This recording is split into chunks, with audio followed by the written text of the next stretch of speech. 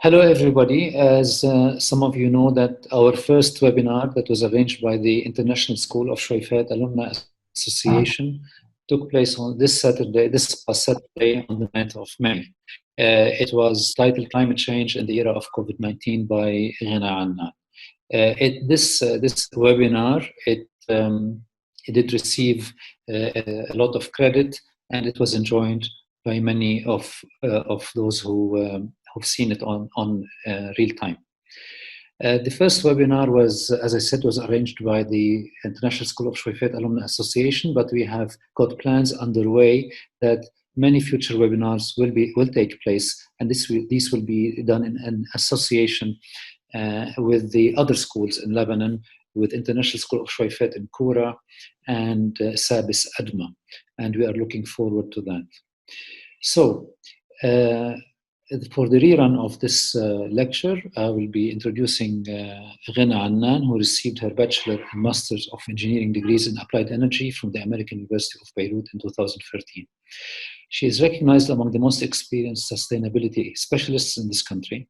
She is a member of several technical committees, including but not limited to Global Climate Change, Ashreya Committee, and a board member in the Association of Energy Engineers Lebanon chapter, and the Council on Women in Energy and Environmental Leadership.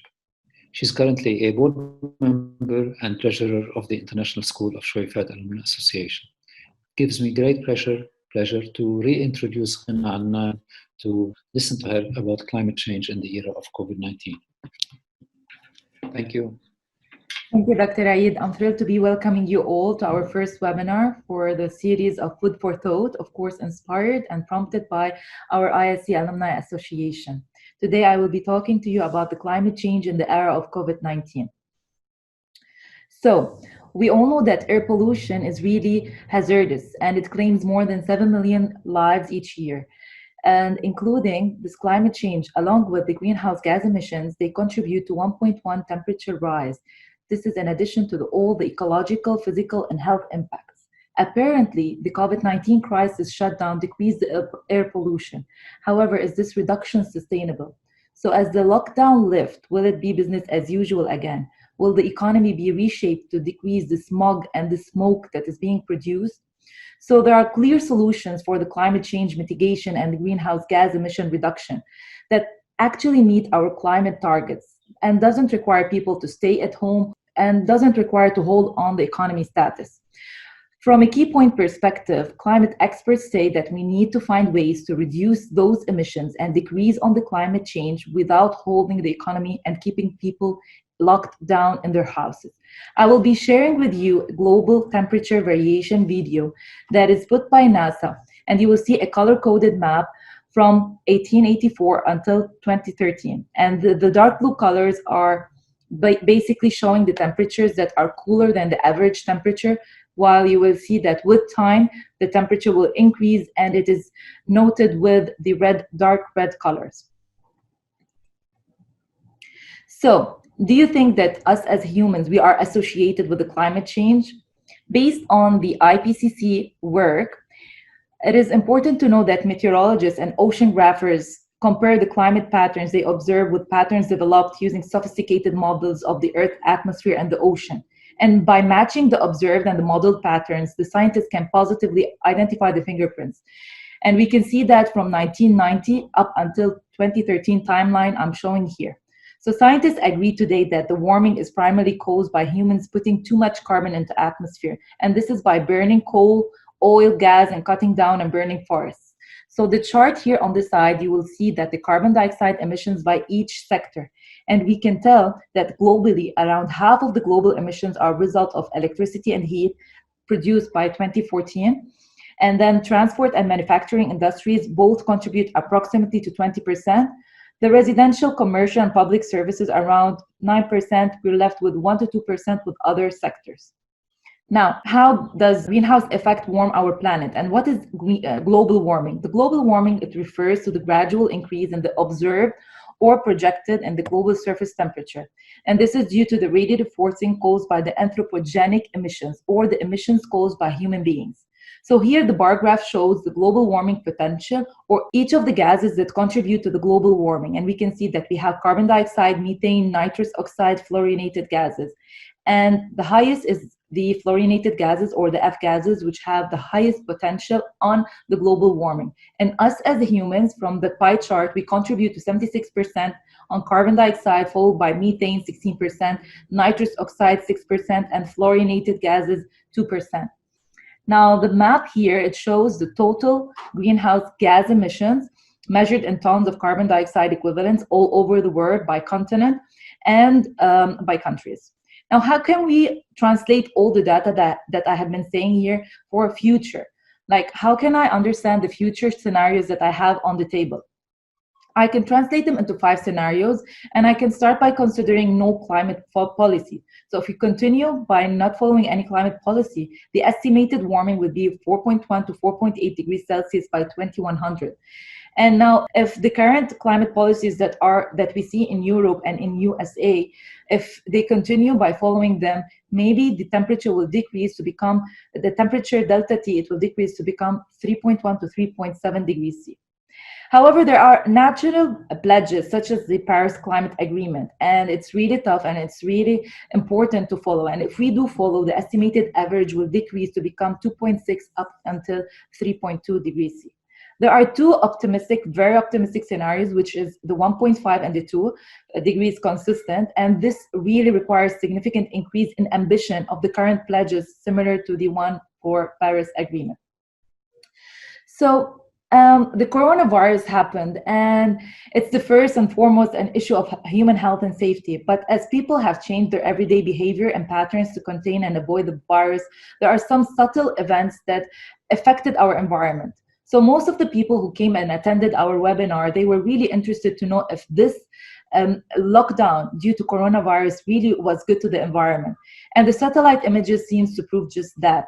So in Italy, for example, where people were living in lockdown for weeks, the traffic nearly stopped, the nitrogen dioxide levels clearly dropped. In Germany, for example, might have reached its climate goals as the corona lockdown caused the economy to produce way much less CO2.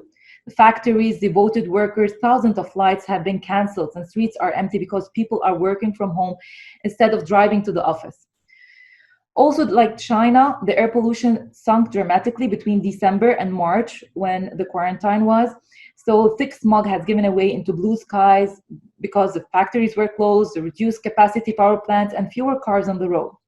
So yes, it's bad for the economy, but from a climate perspective, the coronavirus pandemic was not entirely negative. The corona pandemic measures have been implemented immediately, and it cut down the emissions drastically. While if we wanted to implement the climate measures, it would have taken us years for them to come into effect. So I'll start by checking the China daily patterns, because after all, it all started in China.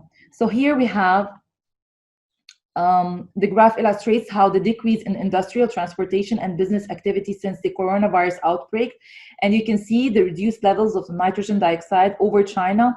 Although researchers and us, we all know that a decrease in one pollutant does not necessarily mean that there's suddenly the country is healthy. So a carbon brief also indicates here in this graph that key industries that were operating at much lower levels than normal levels during the quarantine. And as a result, the carbon dioxide emissions were almost at least 25% less during the weeks before and after the New Year of China. So, however, the CO2 emissions for the 2 weeks, all in all, they contribute to approximately 1% reduction on the annual totals. So it's not as optimistic. So if I want to analyze what's happening all over the world, and I need to check the climate forcing pollutants. So what are the pollutants that I really need to focus on? It's the particulate matter 2.5 or PM 2.5 and NO2. So the NO2 mainly comes from burning fossil fuels, and this is due to anthropogenic emissions caused by human beings, and also the particulate matter 2.5, which is an air pollutant that is harmful to the health because it travels deep to the lungs. So the variation in both those two pollutants can be an indicator. So before, pre, and post of the climate change of the COVID-19. So I will start with Wuhan, where it all started. China also happens to be one of the most polluted nations in the world. Wuhan was put under complete lockdown on the 23rd of January. You can see that in the vertical black line. And it's also giving us the longest perspective of the lockdown up until March, where we can see that both the levels of PM 2.5 and NO2 have decreased. Moving to Italy, where we all know that Italy, it was one of the hardest hits in a nation in this crisis, and they went into lockdown on March 10. This is represented by also the vertical line in black. We can see that the NO2 levels did decrease. However, the PM 2.5 did not much reflect on the changes. So we have regional uncertainties, such as this is due to the regional uncertainties like clouds, shiny surfaces, atmospheric mixing, and the properties of PM 2.5. And this can be solved if we can measure this on.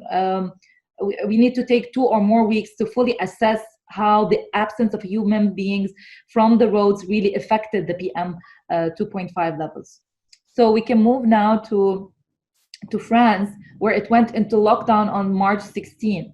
The effect of fewer cars again, and industrial emissions are very clear because we can see how NO2 levels are reaching low levels. Again, the PM 2.5 needs 2 to 3 weeks to fully assess how it affected the human absence. Los Angeles, it is among the first states that was affected in coronavirus, and we can see that the results are quite visible after the lockdown on March 16.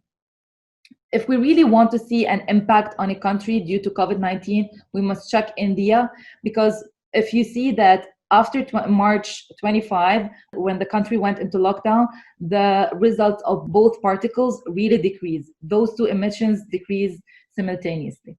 So finally, in Spain, Spain went into lockdown on March 14, and both the PM 2.5 and NO2 went into significant decrease. So if you want to really assess this and compare the first quarter of 2020 to the first quarter of 2019, we can notice that the global CO2 emissions were over 5% lower in 2020 when compared to 2019. And this is mainly due to 8% decline in emissions of coal and 4.5% from oil, 2.3% from natural gas. So the CO2 emissions fell more than energy demand. And this is really important to notice that those CO2 emissions decrease in regions that really suffered the most, such as China and European Union, which is -8 degrees, and the United States, which is -9 degrees. And if we project this over the whole full year, the global CO2 emissions are expected to decline to 8% lower than 2019, which is really 6 times larger than the previous record reduction. Now, an interesting graph, which I find important to assess, is basically the reduction in the energy demand due to the lockdown periods. So the lockdown periods, it's really divided into 3 periods: the limited restriction, partial lockdown, and the full lockdown. And we can see that in the limited restriction, the energy demand was reduced by 17%. Then in the partial lockdown, the reduction it increased to 27%, and then the full lockdown was 33% reduction in the energy demand, which is really significant. Now, finally, if we projected the change in primary energy demand by fuel in 2020 relative to 2019, we compare the coal, gas, oil, nuclear, and renewables to the total energy demand, and we noticed that 6% decline would be more than 7 times the impact of the 2008 financial crisis on the global demand, which is interesting because we are reversing the growth of the global energy demand over the last 5 years. So if we want to learn from the COVID-19, how could the COVID-19 help us to fight the climate change? This is an important timeline, which starts with basically rethinking the risk. And this, we learned that it took us an unfolding disaster like COVID-19 to prompt the government and businesses and individuals to act at this scale required. And similarly for the climate change, this scale is required to urgently treat this issue. Listening to global perspectives. So a growing understanding that we inherently connected to people. Look at what China did towards Italy, the help that was among the people. This is really recognized, and the connection among the people, among different geographies at these circumstances, we can build on this strong momentum and fight the climate change together. Third, making people the top priority. So many people are rearranging their lives, practicing social distancing, offering elderly neighbors help, and volunteering in like facilities, food banks. This is showing the power that can be unleashed when people are united for a common cause. So we need to harness this wave of compassion and proactivity to really protect the vulnerable people and including the ones that are exposed to the climate impacts. Finally, before the last, the trusting experts, we see on all the social media that really doctors have been held up as heroes. And seeing that, it makes us trust the doctors, and we should do so by trusting the climate scientists and the policy advisors as well, because we need to win the climate fight too. The last, which is really most important in my opinion, which is the making a cultural shift, because like we are now and many others are working from home, and this cultural shift which we always thought cannot happen, those are many aspects of the COVID-19 response to the types of changes that we need to do. So what is interesting is that many necessary shifts just require a change in culture, and it's really necessary to do that. So we need to apply them. How can I be a part of this? And what are the solutions that are within my reach? So as it is said, there's a solution to each and everything. Definitely there are solutions to climate change as well. And one of the solutions that we are proposing is stopping cutting the trees, because with forest management and proper paper recycling, there is also always a chance to have an equilibrium maintained from cutting the trees and planting new ones. So planting new trees will quickly reduce the rate of emissions. So for example, one can get used furniture instead of buying a new one. Controlling population, which is really important, because if the population is controlled, the climate change can be controlled.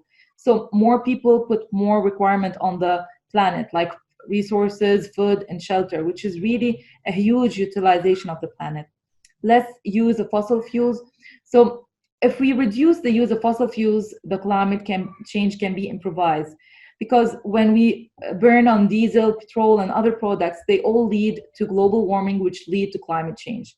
So we need to use electric cars if we can afford them, or use walkability or carpooling, anything that would really help the planet from decreasing its emissions. Unplugging devices. All our houses have contained dozens of appliances, including air conditioners, televisions, microwave, washing machines, and these devices really lead to global warming and hence climate change. So these appliances consume more energy when they are switched off. So we need to make sure that they are unplugged. So unplugging all appliances is really necessary when not in use. Focusing on renewable energy. Fossil fuels will be finished in a couple of decades, and this is a fact. So we really need to move towards the renewable energy. And in many parts of the world, this has been implemented. So what types of solar renewable sources there are? We have wind, we have tidal, we have ocean. So we can invest them because they are infinite and not finite like the fossil fuels. Controlling the methane leaks, especially in Lebanon, we have much of methane leaks due to the waste that is being dumped. Instead of making use of this methane in order to produce electricity, this is being a contributor to the greenhouse gases, and this is causing climate change. So methane is a potent greenhouse gas that is more potent than carbon dioxide itself. So every month we have a huge quantity of methane leaks from pipeline, from storage tanks, from infrastructure, garbage dumps and coal mines, and tons of garbage is being disposed into landfills, and we can see it every single day. Now, last, which is tougher emission and efficiency standards. So every time we put a law and people follow, this is more appropriate for people to have it in a frame, and so that they can understand the harmful gases that are being released from the automobiles or the power plants that we have all over the globe. So there are rules that have been put in several countries, such as the rate of emissions of 10% put in USA. So we can do similar or even better in all other countries, and we can reach our aim, which is having a better climate and less global warming greenhouse gas emissions. On a personal level, what can I do? There are many steps that each and every individual can take to take control of the climate change, and every small step that we do is actually a big step into a better change. And starting with driving less or carpooling, making our houses more tight, buying a programmable thermostat to make sure our indoor temperatures is really within the range that doesn't require us to have the air conditioning on all the time. Eating less meat, especially beef, which causes us to have all this rainforest and more methane emissions, using power strips in our home office, upgrading the refrigerator when it's more than 5 years, because as it becomes older, it becomes less efficient, and buying new Energy Star equipment, it is really more efficient from spending more energy. Changing the light bulbs to LED bulbs, because LED bulbs are way more efficient, up to 75% more efficient than the conventional incandescent bulbs. And washing clothes in cold water instead of hot water, because all the energy is basically used and to heat the water for washing the clothes instead of washing the clothes. So we can save a much of energy when washing the clothes in cold water. Thank you so much. It was a pleasure. Thank you, Rina, very much for this elegant display of data and information. I hope for everybody that they have witnessed the simply by lockdown and changing our habits, changing our ways of life, using less energy, how the planet has tried to recover and to get back to some kind of normality. So I hope this was informative for all, and look forward to seeing you in future webinars.